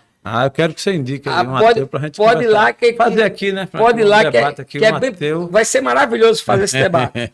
Religião institucional é institucionalizada. Religiosidade é a crença popular, está mais ligado à espiritualidade. Então, por exemplo, tem gente que critica a religião, mas a gente não está criticando a religiosidade, está criticando a instituição. Se não fizermos essa diferenciação, a gente não vai entender o porquê de estudar a religiosidade ou a própria religião institucional a fundo. Porque ela diz o que um povo é. Ela diz o porquê a gente está vestido. Você está vestido porque esse é um código moral que em dado momento foi estabelecido por uma crença religiosa e que perdura até 2022. E que você não sai de casa sem botar sua cuequinha, seu short e sua camisa. E se o fizer, vai ser taxado de louco. Isso não foi por acaso, foi por um despertar religioso. Mas para aquela sua pergunta anterior, e aí me perdoe, perder nas perguntas é por causa do TDAH, que é muito difícil concentrar em uma coisa só. E pensa a religiosidade sendo estudada por diversas ciências. A gente tem uma professora daqui da UFAL, que ela fez doutorado comigo. É uma pena que a gente não pagou disciplinas, fizemos juntos, entramos na seleção juntos, só que foram disciplinas diferentes. Ela estudou o poder da religião na humanização do tratamento de oncologia. Tá. Veja como é importante isso. Eu estou falando de uma médica que foi fazer um doutorado em ciência da religião. Ou seja, a carga do estudo dela, ela tem um viés extremamente científico, mas não desprezando a religião, que em tese, para algumas pessoas, talvez não fosse o caso, mas que tem a ver. Eu estava pensando 2 ou 3 vezes para poder fazer essa frase, mas eu vou colocar aqui, porque assim, quando a gente não tem muito tempo, não é nada de cancelamento, nem se preocupe. Quando a gente não tem muito tempo para explicar, é mais difícil. Mas, por exemplo, eu posso dizer com muita tranquilidade que não há hoje nenhuma evidência científica da existência de Deus. Para nós da ciência da religião. Hugo, e você acredita em Deus? Acredito. Mas aí está no âmbito da crença. O que nós produzimos é ciência. Nós estudamos e explicamos o fenômeno religioso, o que é possível ser identificado empiricamente. Eu não consigo ver Deus, botar ele num laboratório, mas eu consigo ver uma pessoa em transe e juntar 10 pessoas. Ali está havendo um evento social. Imagina, o cara caiu lá e começou a entrar em transe. Já junta gente. Ali está havendo um ato social. E o transe, por exemplo, pode ser visto por um psicólogo ou psiquiatra que também identifique alguma questão de esquizofrenia, etc. Sim. Então nós damos explicações científicas. Boa. Nem sempre a turma gosta das explicações científicas. Com certeza. Eu vou falar aqui rapidamente, só para você ter uma ideia. Eu respeito totalmente quem estuda a ciência, quem é o cientista, quem é o curioso. A própria ciência não tem problema nenhum. Eu, particularmente, creio em Deus, que ele vai acima, vai além da ciência. Por quê? Porque eu não tenho explicação para dar. É uma crença, é uma fé, é algo intangível. Meu caso também. Acabou. Mas eu não consigo entender Deus porque ele não se explica matematicamente. Óbvio, se ele se explicasse, para mim já não era Deus. Se alguém chegasse aqui e provasse que Deus é assim, o formato tal, ele estava acima, porque eu creio num Deus como criador. Criador, acabou. Então, assim, mas isso Claro. é apenas o que eu creio. Você pode ser ateu, você pode não crer, você pode crer no Maomé, no outro, não tem problema nenhum. Eu acho que é o que a gente chama de livre-arbítrio e direito da pessoa. Agora, eu, particularmente, isso, e o que me faz, resumindo, o que me faz crer é exatamente porque eu não consigo explicá-lo. E nem consigo entender a explicação de ninguém que venha dar. Porque se um dia alguém me explicar quem é Deus, eu já não me interesso. É porque não se entende mesmo porque ele é Deus. Ele é o Criador, é quem fez todas as coisas. Inclusive, creio que foi feito por ele. Acabou. Você vai gostar de Spinoza. Pronto. Então, essa Spinoza, Kierkegaard. Eu estudei com um professor que eu passei por um tempo da minha vida conturbado que eu virei ateu. Foi muito curto, ainda bem que foi muito curto. E o professor, sabe o que foi que ele fez? Ele disse assim, eu quero trabalho para você que é metido ateu aí de Kierkegaard. E o Kierkegaard faz uma diferenciação maravilhosa, dizendo que o homem se relaciona consigo mesmo, com os outros e com Deus. Eu gosto muito dessa explicação. Um minutinho eu digo ela. Por favor. O homem se relaciona consigo mesmo. Sim. E essa relação consigo mesmo do homem gera uma angústia sufocante. Por quê? Porque eu vivo em um mundo de probabilidades onde tudo é possível. É possível eu sair daqui e encontrar minhas filhas e ter um almoço belo com elas, ou encontrar os meus alunos agora e dar uma aula, como é possível também eu ter um aneurisma, um infarto. Então, nesse mundo de possibilidades, gera uma angústia. Porque tudo é possível. É possível estar bem, como é possível estar mal. Sim. E isso é marcado pela angústia. Existe a relação do homem com o outro homem. O que marca essa relação é a inquietação. Por que nós estamos sempre inquietos? Porque nós precisamos da aprovação do outro. É uma mentira dizer que não precisa da aprovação do outro. Você se veste, você está fazendo podcast e você vai ser categorizado por quem está nos assistindo, Sim. pelo nosso tom de voz, por como nós apresentamos. Eu estou vendo que você está um rapaz bonito, barba bem feita. Eu, pessoalmente, aqui, estou brabo porque eu não tive tempo de fazer a barba, vim de Canapi para cá. Eu sabia que você estava na moda. Queria estar mais lindo aqui para vocês. Você está na moda, rapaz. Aí essa é a relação, repito, relação do homem consigo mesmo, marcado pela angústia. Beleza. Porque no mundo de probabilidade tudo pode acontecer, e isso angustia. Relação do homem com o outro homem, marcado pela inquietação. Por quê? Porque você sempre depende do outro, da aprovação do outro. Você vive o outro, você é categorizado pelo outro, você se veste para o outro. E a terceira etapa, que essa eu curto.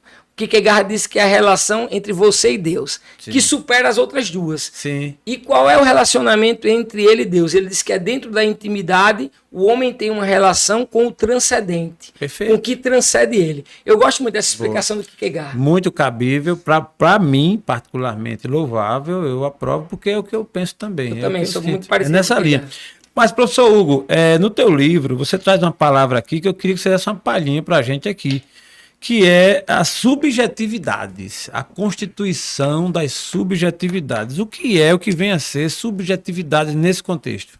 Esse conceito eu tirei de um sociólogo chamado Stuart Hall.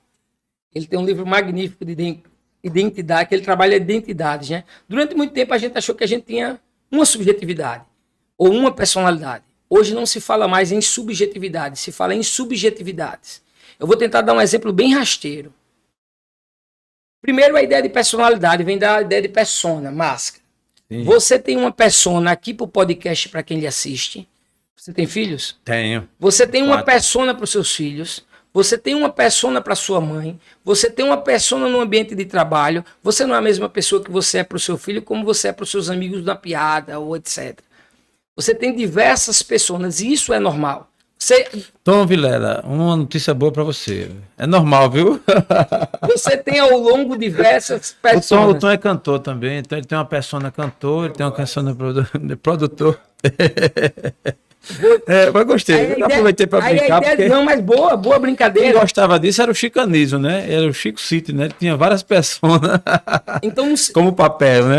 E a gente tem um problema das subjetividades agora. Me perdoe que eu saí do microfone aqui. Sim. A gente tem um problema das subjetividades agora, Gelson, que é o seguinte. No passado, todo mundo já sabia o que ia ser e o que era. Não tinha esse problema existencial, quem eu sou, para que eu vivo, para que... Não tinha. Era uma sociedade segura. Hoje nós temos uma sociedade de liberdade, mas que não tem segurança. E está todo mundo em busca de saber quem é. Há um grupo que está migrando para religiões tradicionais, para se agarrar na tradição, porque vive nesse mundo de múltiplas subjetividades, e há outros que se dão muito bem nesse mundo de subjetividades e criam diversas personas. Sempre teve diversas personas, mas consegue lidar bem com isso. Consegue lidar bem quando vai ser pai, quando vai tratar com seus filhos. Você não vai falar com seu filho como você trata com a sua mãe, por exemplo, ou com a sua esposa na sua intimidade, como você trata no ambiente de trabalho. Então, isso deu um trabalho danado. Rapaz, é profundo. E por que eu precisava explicar isso? Porque essa mudança das subjetividades na contemporaneidade, nos dias atuais, essa busca de quem eu sou, gerou uma mudança significativa na religião, que aí a turma que comprar o livro vai perceber. Eu trago esse debate da pós-modernidade, subjetividade na pós-modernidade, porque na pós-modernidade nós trabalhamos com o conceito de que tudo é líquido. Isso não sou eu que falo, é o Bauman, queria muito que fosse eu, queria muito. Eu digo até que o Bauman é quase um Aquaman, é tudo líquido. Tudo líquido. As relações Quem se reporta muito a esse contexto é o Leandro Carnal, ele se baseia muito, né? Tem um youtuber, não, Um influencer. Um influencer, ele tá milionário agora, fala muito de vendas. Cara, ele fala a teoria do Bauman, usando uma gaiola e um passarinho. Se vocês ouvirem, vocês vão ver. Pegou a teoria do Bauman e falou na gaiola e não dá nem o crédito de que é a teoria do Bauman, que é essa teoria de segurança e da liberdade. Aí ele dá para vendas. Eu não vou fazer o mesmo aqui, eu vou dizer que é a teoria do Bauman. E qual é a ideia de líquido? Nada é mais sólido.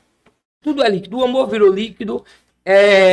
Qual é a ideia do amor líquido ou das relações líquidas? As relações, por exemplo, o que é amigo para o Bauman não é o que é amigo para a minha filha, que acha que o amigo é só o Facebook. Sim. E se desligar de uma amizade, basta bloquear no Instagram. Para muita gente hoje, acabar uma amizade é só ir lá no Instagram e bloquear. Ou então falar uma frase que o outro não gosta, né? Só basta isso, assim. Né? E agora na polarização, pronto, né? Só é dizer que o outro. Tudo é descartável. Que o time do outro não tem solidez em nada. Não tem solidez na família, não tem solidez nas instituições.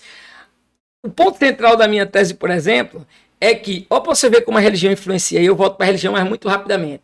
Quem é que sustentava toda a hierarquia de poder na sociedade ocidental? A igreja. Deus. A ideia de Deus. O que pode e o que não pode. Dostoiévski. Tirou Deus. Acabou. Tudo pode. Tudo pode. Fé Maria. Acabou. Dostoiévski. Eu não estou falando de filósofo, não estou falando de pesquisador, não estou falando nada. Tirou Deus, então tudo pode. Deus era a bússola moral do mundo até a modernidade. Ao Nietzsche identificou, isso aí está caindo.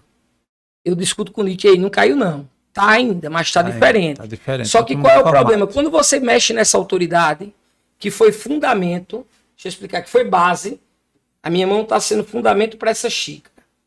O que fundamentou a sociedade, digamos que isso aqui é a sociedade, foi a ideia de Deus. Se tira isso, o que é que se coloca no lugar? De onde o pai vai retirar a autoridade? De onde as instituições vão retirar a autoridade? Aí eu discuto, no meu, vai ser o segundo livro depois desse, que é objeto da minha tese, a perda da autoridade paterna. Os pais hoje não têm autoridade sobre os filhos. E está gerando uma infinidade de novas patologias. Horrível. Novas patologias psíquicas. Dou um exemplo. O filho não dorme no berço. Não tem o pai que castre. O filho dorme com a mãe e com o pai. Isso está gerando, e são pesquisas recentes, eu não vou nem me alongar, porque são pesquisas muito recentes, gerando diversas patologias. Explico. O menino acorda de noite, já está com a calorzinha da mãe. Ele não sabe lidar nem com os medinhos dele. Ele não precisa nem chorar, que a mãe já bota o peito e já dá mamadeira. Caramba, isso é profundo. Significa dizer, Gels, que essa criança vai se tornar um adulto infantilizado, que é incapaz de conviver com a alteridade, com o outro. Imagina uma criança dessa, um adulto desse, num ambiente de trabalho. Aí o que é que a gente está vendo hoje? Primeiro aperto, vai para o banheiro chorar. Não consegue. Não tem mecanismos de enfrentamento. Se mata porque acabou um namoro. Lógico, eu não estou reduzindo toda a questão do suicídio, que é uma questão muito mais complexa, muito mais profunda, multidisciplinar. Depressão também multidisciplinar. Ansiedade, por exemplo, que eu sofro de ansiedade por ser TDAH diagnosticado tarde. Eu não estou generalizando, mas estou dizendo que a perda da autoridade paterna é um problema que nos afeta, porque o pai deixou de ser pai, negou a autoridade de pai em função de ser amiguinho do filho. Ele quer ser amado pelo filho, ele não quer ser o pai do passado, que era aquele pai burucutu, mas aí passou a ser o pai que é o amigo. Meu pai, um abraço pro senhor, viu? É o pai que é o amigo. Então a criança, ela não sabe o que é o não. O não humaniza. Se você tem filho ou filha, o não humaniza. Quando você dá o não, é isso que, como Lacan disse, que é o furo da realidade. É muito difícil essa teoria de Lacan, mas eu vou facilitar para você entender. Quando você dá o não, ele sente o limite. Quando ele sente o limite, ele se humaniza. Porque até então, ele é o todo-poderoso. É verdade. O todo-poderoso. Se você deixar para fazer isso só na adolescência, será só mais um obstáculo. Aí, radicalizando o exemplo, claro, guardado as devidas proporções, você pega casos de filho matando pai, filho matando mãe, porque nunca conviveu com não sabe o que é o limite. Quando tem o limite na vida adulta, ele acha que só é tirar, porque tem um desprezo pela vida. Nós estamos falando de uma sociedade que está adoecida. Por conta da perda da autoridade paterna, porque o pai não está exercendo. E aí, deixa eu fazer essa ressalva, que senão eu vou ser apedrejado depois. A autoridade paterna não só é exercida pelo pai. Pode ser exercida por uma mãe, por uma tia. Na maior parte dos domicílios brasileiros hoje, de baixa renda, é pela avó. Hoje tem professor que está exercendo autoridade sobre as crianças, porque o pai e mãe em casa não tem capacidade de ter autoridade sobre os seus filhos. Ou seja, é necessário que exista uma autoridade paterna independente da origem. Isso. E que tenha ou não. Durante o Freud, ele analisava quem era que fazia isso, era o pai. A mãe nasce, falando de forma bem bruta, a mãe nasce, me perdoe. A criança nasce, o pai quer a mãe. Ele vai para a cama, vai com a mãe, etc. A mãe é dele. Ele rouba a mãe do filho. Então é como se ele, o que a gente chama em psicanálise de castrar. Ele separa o filho da mãe. Isso é importante para a mãe, psicanaliticamente falando, e é importante para o filho, para ele se desenvolver os medinhos aí dele. Hoje tentam podar isso aí. Hoje dorme o pai de um lado, a mãe do outro e a criança no meio. Se for gêmeo, ferrou. Aí beleza. Professor Hugo Brandão, eu quero ouvir uma resposta sua ainda sobre a subjetividade, que tem a ver com a questão da persona que você falou. Sim. Quando alguém diz que fulano tem duas caras, o que vem a ser isso? Duas caras, primeiro tem gente que é mau caráter mesmo, né? A gente tem que outro papo, parar de passar a mão na cabeça de pessoas que são mau caráter, foram mal criadas, que por natureza escolhem caminho de fazer sofrer outras pessoas. Mas assim, quando eu falo de persona eu vou tentar dar um exemplo. Tem gente que fala assim, fulano tem personalidade forte. Isso dá para dar um exemplo para você. Perfeito. Ou fulano é uma coisa ali, outra coisa ali. Isso são formas que as pessoas encontram, são mecanismos psíquicos de lidar com a realidade. É importante frisar isso. Por exemplo, agora, nessa entrevista, eu estou usando uma persona e estou tendo maior cuidado porque eu recebi um diagnóstico recente de TDAH. Eu tenho um diagnóstico de TAG, transtorno de ansiedade. Recebi um TDAH. Vez ou outra, as perguntas... Transtorno de ansiedade e são duas coisas que você falou? São duas coisas diferentes. Qual a diferença de uma para outra? TAG é transtorno de ansiedade generalizada. Eu tratei durante 6 anos. Passei alguns problemas, assim... Deixo aqui, desde já, que se você se identificar com o que eu estou falando, procura um profissional. Não fica só de YouTube, de coach, etc. Procura um profissional, um psicólogo, um psiquiatra. O meu tratamento foi com um psicólogo e psiquiatra. Demorei muito para ter o diagnóstico que tenho hoje, que é o de TDAH. Sempre fui hiperativo, eu balanço a cadeira aqui o tempo todo. Na sala de aula, eu faço mais barulho do que os alunos. Assim, na minha aula é uma festa. Os meus alunos que estão vendo vão saber disso. Se eu faltar, quando o professor falta, os alunos fazem uma festa. Se eu faltar, eles ficam tristes. E coloquem nos comentários para não parecer. Eu vou fazer esse comentário. O professor Hugo Brandão tem uma autoestima muito boa, né? Ao ponto de achar que os alunos ficam tristes quando ele falta. Eu gostei, professor. Então, realmente cobram aula. Isso não é normal. Agora, lembrando, digo isso porque eu só sou bom nisso. No resto, eu não sei trocar um pneu de uma bicicleta. Se o carro furar o pneu, eu não sei trocar. A gente tem que reconhecer nossas qualidades, mas também reconhecer nossas fraquezas. Tem alunos que, para ele, professor é feito nuvem. No dia que não aparece, o céu fica lindo. Não tenho dúvida disso. No seu caso, né? Então, falando sobre as personalidades, a gente tem algumas questões, por exemplo, quando fala do mau caráter. Nós temos alguns transtornos, e aí assim, eu estudei psicanálise, eu não sou a pessoa mais indicada para falar, mas para mim não é tão difícil. Sim, É colocar algumas características, alguns traços. Por exemplo, um psicopata, ou quem tem traço psicopata, é muito esse que você vai identificar como duas caras. Entendi. Porque ele tem a capacidade de se moldar diante da situação e ele não tem apreço nenhum pelo outro. Ou seja, ele não sente.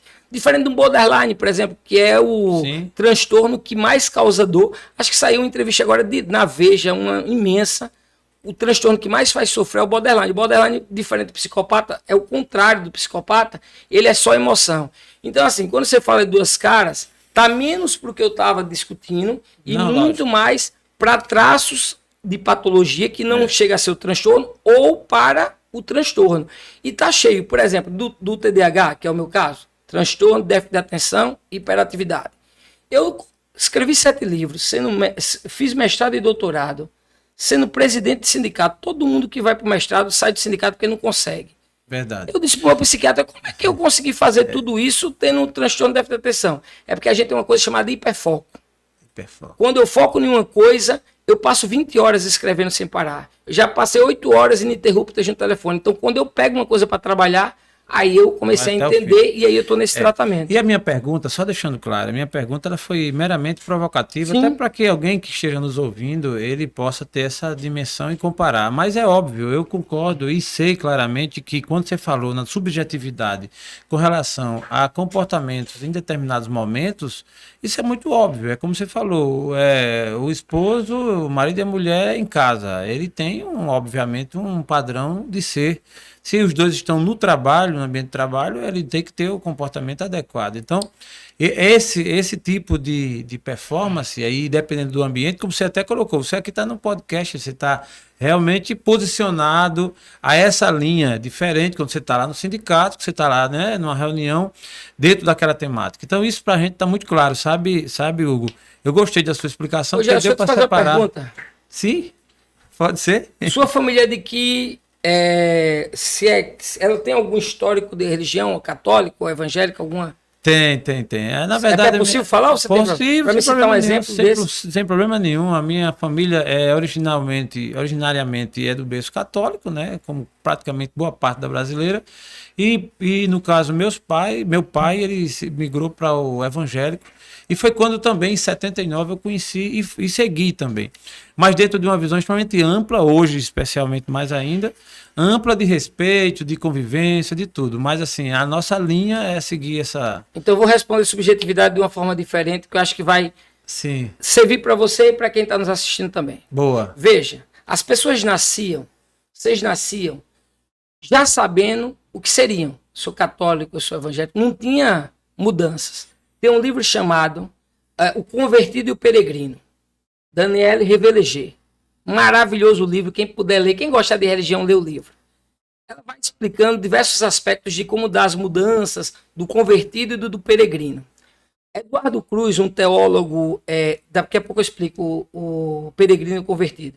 Para não esquecer, deixa eu falar logo do Eduardo Cruz, que eu falo dos dois. É um teólogo brasileiro, um livrozinho fininho, chama-se Persistência dos Deuses. Quer entender de religião? Leia todos os meus livros, vá para o meu canal, mas compre esse livrinho, Persistência dos Deuses. Ele fala dos errantes do novo milênio. E aí eu vou falar de subjetividades agora. O que acontece? Quando as pessoas nascem agora, elas não têm pré-definida o que ela vai ser. Até mesmo os mais convertidos o são por escolha, que é a grande diferença do passado. Esse foi o meu maior problema na minha banca de doutorado, porque a turma, e como você explica nessa tal dessa religião pós-moderna tanto fundamentalismo religioso? Como é que se explica? Até os fundamentalistas religiosos de hoje, eles tiveram que em dado momento optar pela religião que vão seguir. Por que eu estou querendo lhe dizer isso? Porque eles estão em um cenário de mundo, que é o mundo que a gente chama de pós-modernidade. E aí eu poderia explicar isso em outros momentos. Espero outro convite para falar de pós-modernidade. Com certeza. Que dá aí um podcast todo sobre pós-modernidade, de múltiplas escolhas de identidades. De múltiplas escolhas. Está acessível a ele escolher, inclusive, a própria religião. Ele tem liberdade, mas não tem mais a segurança. Professor Hugo nasceu no berço católico? Nasci no berço católico. Fez catecismo, tudo? Catecismo, Batizou, primeira comunhão, crisma, tudo. Hoje, o seu filho, você faria tudo que fizeram com você? Como a igreja teve um papel importante na minha vida, eu vou colocar ela no catecismo, vou colocar ela na primeira comunhão. Mas eu não me sinto mais católico, não me identifico com o catolicismo, mas me identifico com o cristianismo. Por exemplo, para mim o cristianismo... Se fosse para escolher o católico ou o evangélico? Eu respeito ambas, agora eu respeito os evangélicos históricos. Adventista, anglicana, presbiteriana, a turma estuda. Você pega uma casa, tem mais igreja do que farmácia, tem mais igreja do que padaria. Não, a Drogazil tem mais. O cara lê a Bíblia hoje, amanhã ele é pastor. É o evangelho da prosperidade, não tem o mínimo de estudo, não tem a capacidade de fazer interpretação de texto. Agora as históricas lhe contam uma experiência. Eu fui fazer mestrado de sanduíche, fui estudar na Este e tive... tive que baixar a crista, como a gente diz lá no meu sertão, porque eu fui estudar com os calvinistas. Calvinistas não, com os luteranos, me desculpe. Passei 6 meses morando em São Leopoldo, que é a região metropolitana de Porto Alegre, estudando com os luteranos. Eu nunca aprendi tanto na minha vida quanto eu aprendi naqueles 6 meses. Saí de lá com o meu primeiro capítulo da dissertação pronta. Então, é uma turma que estuda, não é uma turma que fica gritando, que quer mexer com a sensação popular. Aí esse povo que você está falando de subjetividade, diante dessa múltipla possibilidades de escolha, diversas subjetividades a serem escolhidas, que não tem mais a segurança do passado, porque você nasceu na família católica, você era católico. Era assim. Foi assim durante toda a sua vida. Quando migrava de uma para outra, era impactante. Era impactante. O mundo acabava. Olha, minha avó disse que... E aí é um relato do pessoal da minha família. Minha avó, para ela, a maior tristeza da vida dela é uma tia minha que virou evangélica, para você ver como impactou na vida dela. Verdade. Minha avó está viva hoje com 96 anos. Beijo, o nome dela? Vó Dedê, a gente chama de Vó Dedê. Um abraço para a senhora, né? A sua tia, a tia dela foi... A minha tia virou tia crente, dela, virou crente. Dizia pra isso. Ela, o maior absurdo. Por quê? Porque já havia uma trajetória pré-definida. Hoje não mais. Agora você coloca esses indivíduos que não reconhecem o limite, não foram criados com limites, que é aquela ideia da perda da autoridade paterna. E tem múltiplas escolhas, da tilt. Eu estou falando de uma forma que as pessoas que estão conosco possam nos entender. Dentro dessa multiplicidade de escolha, uns voltam e correm e voltam, agarram onde sempre teve resposta, que é aquele fundamentalismo que tem resposta, e o fundamentalismo cresce, mas é para uma parcela pequena da população, é barulhenta, ainda é representativa, mas não é a maioria. Outros tantos vão ter diversas experiências religiosas. Aí falam agora em espiritualidade, esoterismo, aí é uma mistura. E eu trato no livro, essa é a parte que eu mais gosto de falar, porque é uma mistura. Por exemplo, 42% dos católicos acreditam em reencarnação. Como é possível ser cristão e católico e acreditar em reencarnação? Ou é uma coisa ou é outra. Mas na fé popular, isso não tem diferença.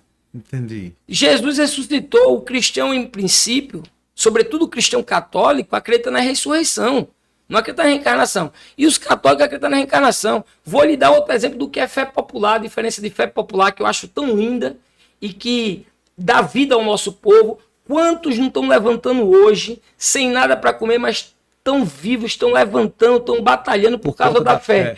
E aí a turma vem me defender o fim da religião, falo já sobre isso. Quero só dar o exemplo anterior. A senhorinha que vai fazer o seu agrado aí, Iemanjá, soltando o barquinho lá, e vai passar pela igreja, e vai ajoelhar na frente da imagem de Nossa Senhora, de Maria, como você querer chamar. Se você parar para perguntar a ela, como cientista da religião, qual é a diferença, ela não vai saber responder. Isso é fé popular. Isso não tem nada a ver com instituição. Diante desse mundo de múltiplas subjetividades, as pessoas têm tido problemas de escolher subjetividades e não tem mecanismo porque não tiveram sequer o confronto com a alteridade. O que é o confronto com a alteridade? O limite. Deixa eu te dar um exemplo, já. Eu sei que você quer falar, mas esse exemplo é muito bom para não esquecer. A criança não fala. As crianças pequenas. Lógico, nasce sem saber. Porque, não, e vai crescendo e não fica falando, não fala. A maioria, você pode observar ao seu redor, é mimado. Mas mimado ao extremo. Se procurar saber, dorme com a mãe ou com o pai.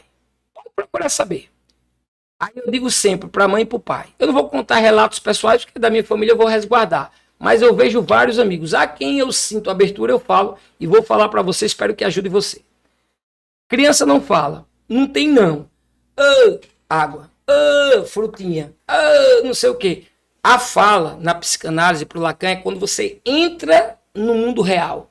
É o furo, é entrar na realidade. Então o não, o limite, ele humaniza, é o que lhe torna humano. Até então você não é humano. O ser humano é entrar no mundo da linguagem, segundo Lacan. O Freud era o complexo de Édipo, para o Lacan, para ficar mais fácil de explicar, para o Lacan você vira humano quando você entra no mundo da linguagem. As crianças estão sendo tão mimadas que elas não entram no mundo da linguagem. Sabe quando entra? Bota na creche. Sabe por que entra quando bota na creche? Que sai de perto da mãe. Não, nem também. Mas nem se ele pega esse livro aqui, o outro menino vai e toma. Ele reconheceu o limite, ele já sabe que ele não é o todo-poderoso. Aí ele tem que dizer pra tia qual é a cor do lápis, porque toma. A criança entra na creche, 2 meses depois a criança tá falando tudo. Porque na creche ele tem um limite. E sabe quem coloca o limite? Não é nem a tia, são os outros. Por quê? Aí eu vou citar o Sartre. O meu inferno é onde a sua liberdade começa. O meu inferno é o outro. O outro me limita. Se eu estivesse nessa sala sozinho, eu podia fazer muita coisa. Eu podia tirar essa camisa aqui, podia ficar à vontade. Mas vocês que estão aqui me limitam. Se tirar, eu tô gostosinho. Eu tô comendo feijoada antes de ontem, aí tá barriguinha, mas normalmente. Então, você poderia tirar se estivesse sozinho. O outro me limita. Aqui não, o outro me limita. E aí o Sartre chama isso de o meu inferno. Então perceba, a criança está sendo humanizada na creche. Então eu tenho uma teoria. E não escrevi sobre ela ainda, espero um dia conseguir escrever. Quanto mais a criança for criada entre crianças, melhor.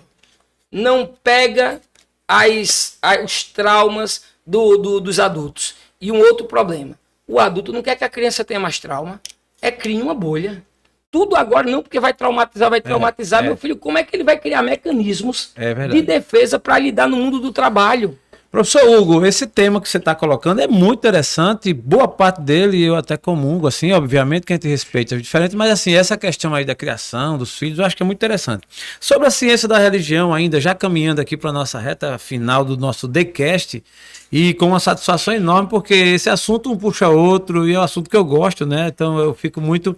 Mas sobre a ciência da religião, no seu ponto de vista aí, das suas pesquisas, dos seus estudos e tal... A Bíblia Sagrada, como a gente costuma chamar, Bíblia Sagrada, qual o papel dela nesse contexto atualmente? Vamos lá. A ciência da religião pode estudar a Bíblia? Sim. Mas geralmente, quem estuda a Bíblia é a teologia. Ou biblistas. Eu, por exemplo, paguei uma disciplina com um professor, que era uma disciplina porque eu já estava lá, era Jesus histórico, então a gente estudava o Evangelho. Sim. Foi maravilhoso com esse professor, mas eu paguei por curiosidade porque sou cristão. Mas o nosso objeto de estudo não necessariamente é a Bíblia. Mas eu entendo que ela faça parte. Sim, né? O historiador pode estudar, o filósofo pode estudar. Mas não é um tema central. Mas só para definir, só para os nossos ouvintes que estão participando aqui conosco, possam identificar bem a ciência da religião como uma área do conhecimento que estuda o fenômeno religioso. A Bíblia é um fenômeno religioso? É um livro que impacta na vida de diversas pessoas. Segundo livro mais publicado no mundo. O primeiro é o Corão. Primeiro é o livro vermelho do Mao Tse-tung, que foi obrigado, que todo mundo tinha que ter. Tá. Aí foi o primeiro. O Alcorão, o cristianismo ainda é a maior religião do mundo. Há uma previsão de que em cerca de 50 anos o islamismo passe. Mas o cristianismo ainda é a maior religião do mundo. Quando eu digo cristianismo, eu digo todo ele junto. Sim. Aí sim, respondendo a tua pergunta. A Bíblia. Sobre a Bíblia. Sobre a Bíblia tem diversos debates. Eu, por exemplo, no meu livro, eu defendo que depois do Novo Testamento, eu tenho um maior problema com Paulo. Para mim, o cristianismo não é aquele cristianismo que se sucedeu até hoje. E é o que o Nietzsche diz. O Nietzsche, por exemplo, para quem acha que o Nietzsche é ateu, o Nietzsche diz que Jesus é um espírito livre. O Nietzsche tem uma maior admiração por Jesus. O Nietzsche acha Jesus o cara. Mas discorda de Paulo. Discorda do cristianismo que se sucedeu. Porque esse cristianismo que se sucedeu nega a vida, nega o prazer. Você nega essa vida em função de uma outra vida. Você nega, e o Nietzsche afirma essa vida. Eu tenho que viver essa vida. Ele tem uma teoria do eterno retorno. Todo mundo tem dificuldade de explicar e é muito fácil de entender. Esse momento tá bom para você? Para mim, sim. Você retornaria a ele infinitamente várias vezes se tivesse várias vidas? Não, porque eu esperava outro. Não, se esperava outro melhor. Então já não foi tão bom ao ponto de você repetir várias vezes. Então viva como se esse momento fosse tão bom ao ponto de, se várias vezes retornasse, você ia usufruir desse momento do mesmo jeito. É um outro estágio, né? Aí o que é que o Nietzsche diz? O cristianismo prega o declínio da vida. O cristianismo é contra a vida. O cristianismo que venceu não foi o cristianismo de Jesus. Quando foi que Jesus, por exemplo, apontou e disse que era pecado?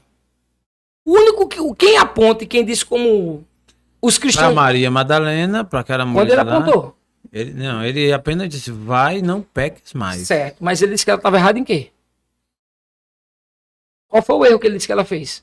Quando ele disse que vai, não peques Vai, mais. não peques mais. A gente pode interpretar. Por dedução, ele estava dizendo que aquilo que ela fez... Ame era os pecado. outros. Ele só deu 2 mandamentos. Podia ser que ela não estava amando tanto quanto deveria amar.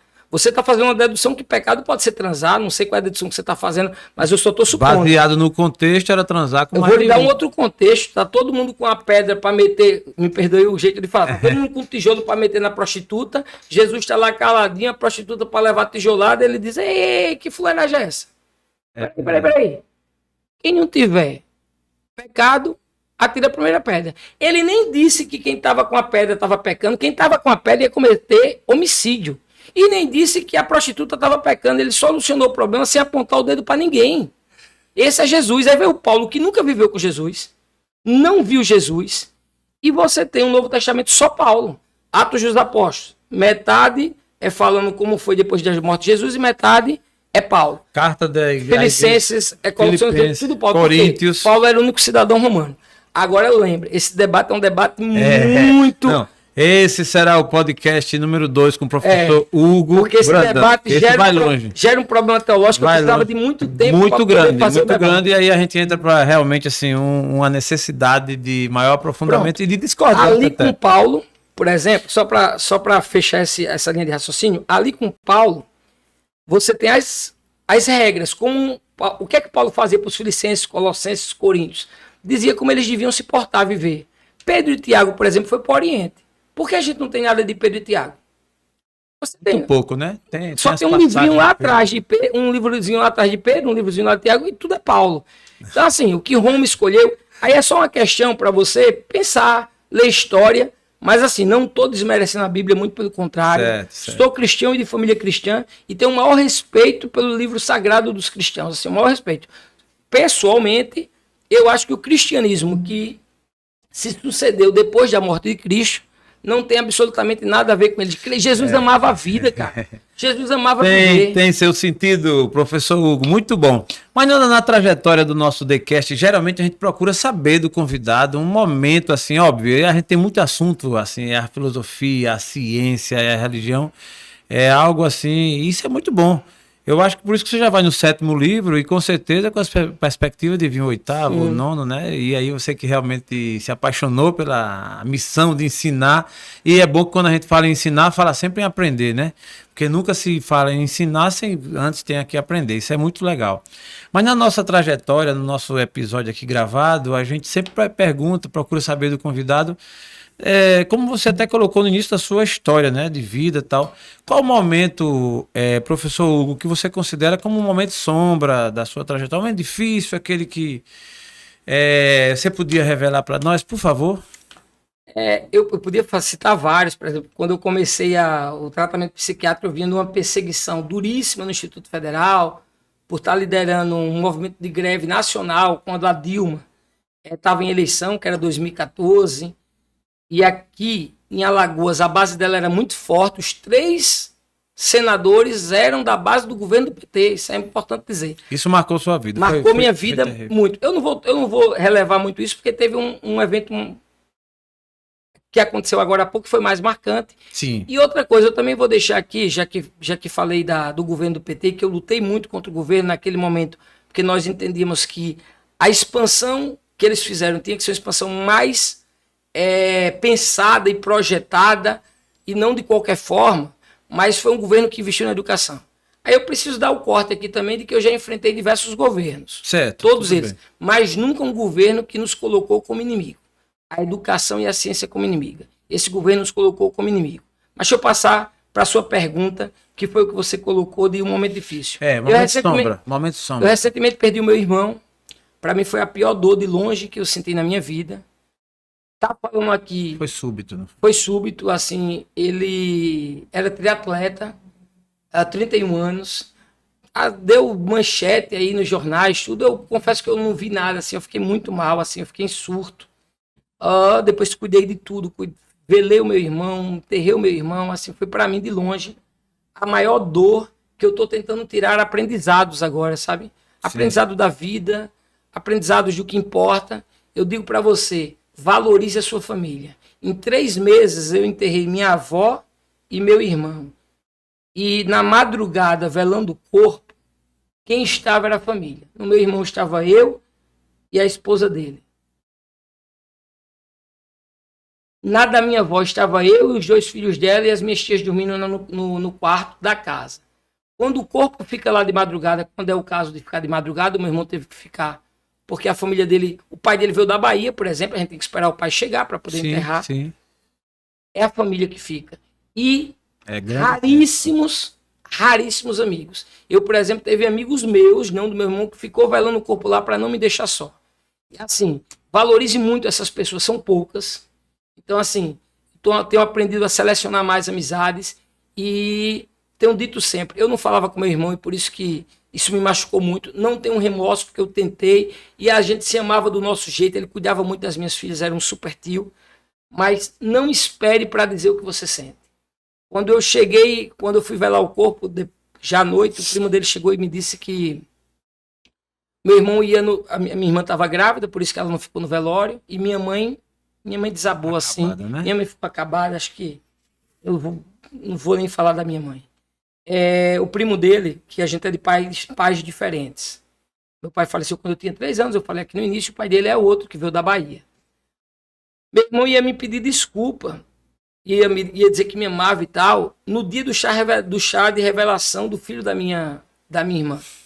E no dia ele não disse. Então, assim, não teve remorso.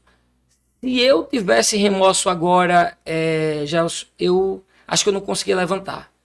Eu tô levantando porque a dor do remorso eu não senti, porque eu tentei e porque eu sabia que no final ele queria me dizer que me amava. E eu queria deixar esse recado aqui, se é que posso ousar ensinar alguma coisa, é que não perca tempo, não. Diga o que você sente, porque dói a ausência. Eu queria ele nesse mundo, nem que fosse para falar mal dele. Só em saber que ele existia no mesmo mundo que eu, para mim já era muito importante. E saber que eu tô num mundo que ele não tá, é doído. Eu passei 2 meses muito mal. Eu tô conseguindo lhe falar porque tô com medicamento. Não sabia nem que eu tava até com medo de fazer esse podcast, porque eu não sabia como ia reagir.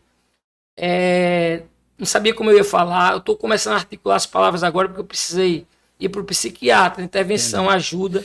Foi muito difícil subir. Então, assim, para mim foi o momento mais sombrio assim da minha vida, mais doloroso, que eu tô tentando tirar aprendizado. Eu tô dizendo para mim, eu já dizia para as minhas filhas, mas estou fazendo questão de dizer que amo elas, que as amo todos os dias. Hora ou outra eu esqueço porque a vida é muito corrida. Outra coisa, até que ponto vale a pena a correria dessa vida? A gente corre, fica tudo. Meu irmão com 31 anos deixou tudo. E aí quero dizer também, meu irmão teve Covid, ficou em casa o período da Covid, né, que tem que ficar os 15 dias, 2 dias depois foi inventado e correr. O que é que eu escuto dos médicos?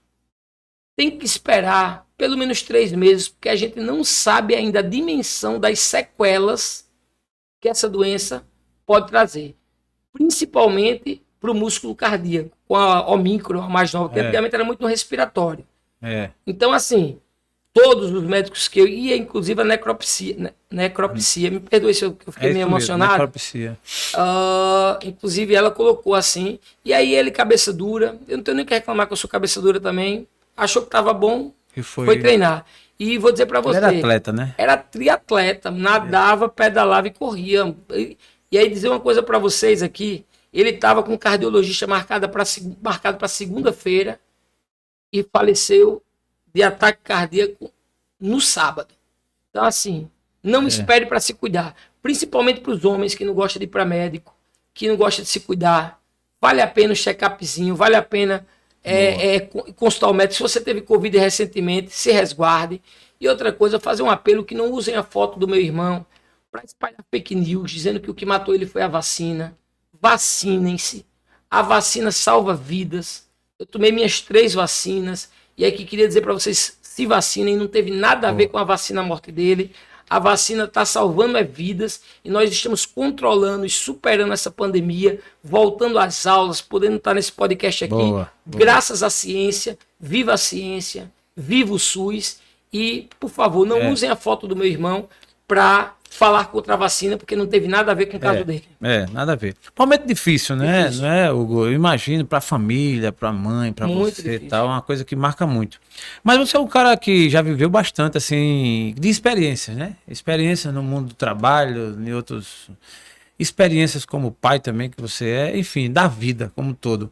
Da sua trajetória até o presente momento, e eu sei que pelas conquistas que você já obteve, você pode até ter mais de um, mas qual é o momento que a gente podia considerar aqui o momento luz, o momento que seus olhos realmente brilhou, que tipo assim, chegou o que eu esperava, chegou o que eu tanto lutei, chegou o que eu... E assim, à vontade, de repente é esse o momento, ou alguma coisa que já passou, mas qual é o momento luz do professor Hugo Brandão? Eu vou falar um clichê, porque acho que todo mundo que deve sentar aqui deve dizer, e não é que ela é exibida, viu?